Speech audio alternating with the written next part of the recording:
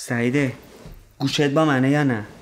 نگاه کن اینایی که میگم ما بکن گوش این مغزه. یه رو ما رفتیم اون دنیا بدون کارهای خیلی مهمی داری داداییه. چی؟ لابد بیفتم تو ده دنبال ملکاتون. نه دیگه خره این بین نوله میری شکایت میکنی دادگاه لاهه، همه حق و حقوقمون ازشون میکشی بیرون. دادگاه لاهه؟ دادگاه بین‌المللی آخه واسه چی داداش؟ برای شکایت دیگه.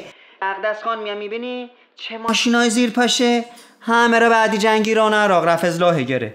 بله مردم زرنگن، تو یه بشی تو خونه تخمه بخو. بابا اون همه کس و کارشو تو جنگ از دست داده بود. خب تو هم داری از دست میدی حلید نی. نگاه کن یه کاغذ بردار اینا که میگم و بنویس. بردار. کاغذ از کجا پیدا بکنم؟ از بچگی گشاد بودی.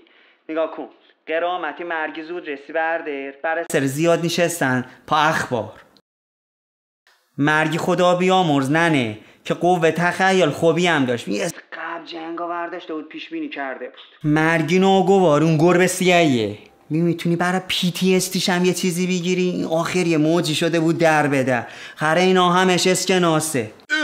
یعنی پول جینگول هم میشه گرفت؟ آره دیگه. ببین تازه خسارت یخچال LG بوده مال ننه بود. رو جازش همه اون آرم بنویس بر اثر قطعی مکرر برق.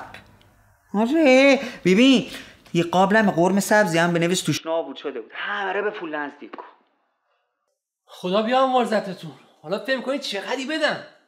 اونا که آبی از دستشون نمیچکه. تو باید زرنگ باشی.